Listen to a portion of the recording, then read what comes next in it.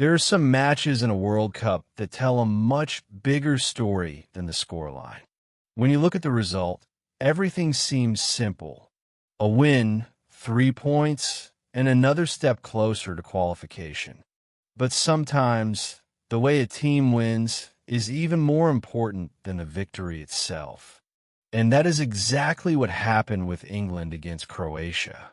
A lot of people talked about the goals. They talked about the comfortable win and how impressive the performance was. But the biggest thing England showed was not just their quality. They showed confidence.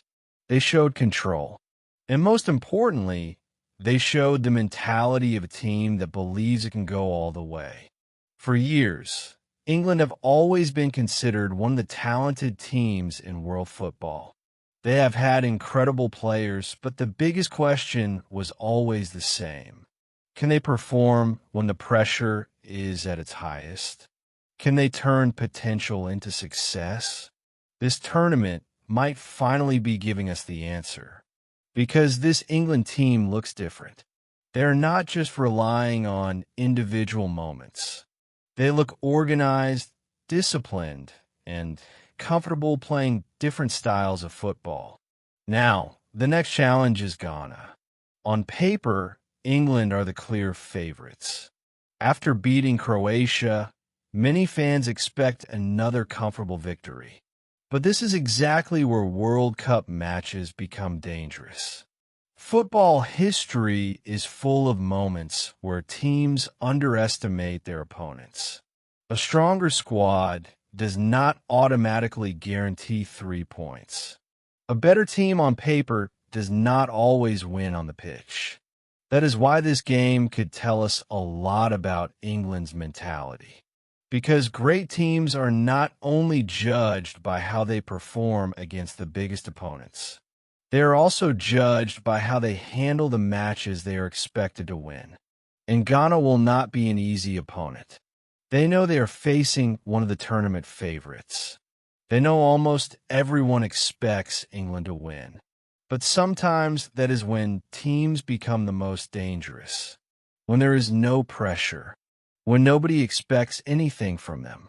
Ghana's goal will likely be to stay compact, defend well, and frustrate England for as long as possible.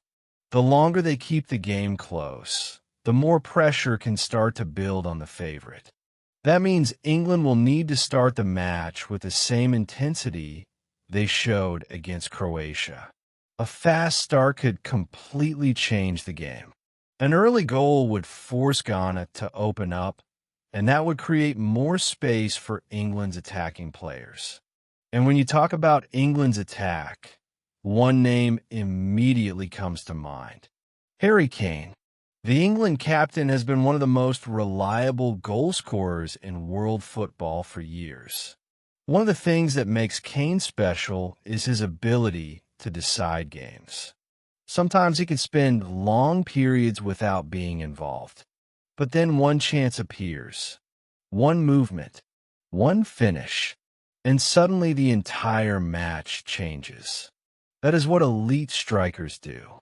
They don't need 10 chances. They only need one. Another player who could define England's tournament is Jude Bellingham. His rise has been incredible. He is still young, but the way he handles pressure is already something special. He does not play like someone waiting for the future. He plays like someone who wants to control the present. His energy, confidence, and ability to influence every part of the game make him one of England's most important players. The midfield balance has also become a major strength. Players like Declan Rice provide stability and protection, allowing the attacking players to take more risks. But there is another important topic England must think about: managing the squad. A World Cup is not won in 1 week. It is a long journey. Players arrive at the tournament after an exhausting club season, and keeping everyone fit becomes just as important as tactics. Some key players may need their minutes managed. Some may need rest. Because when the knockout stages begin, every small detail matters. One bad performance can send a team home. One injury can change everything. That is why this Ghana match is not only about winning. It is about building momentum. It is about showing consistency. And it is about sending a message to the rest of the tournament.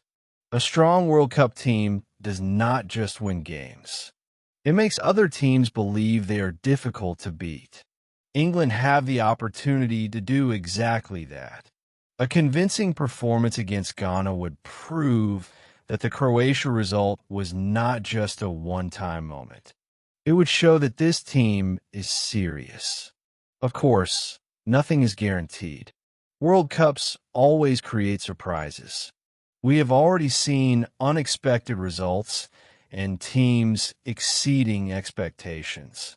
That is what makes this tournament so special. But if England continue playing with the same confidence, discipline, and intensity, they will remain one of the strongest candidates for the trophy. My expectation is that England will control possession, create more chances, and eventually find a way through Ghana's defense.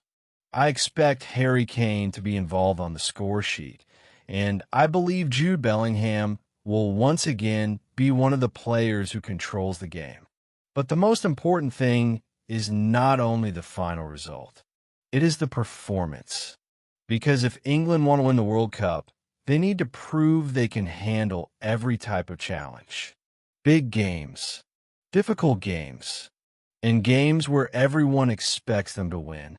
Now, the big question is, are England finally ready to win the World Cup, or are we getting carried away too early? The answer might start becoming clearer after the Ghana match.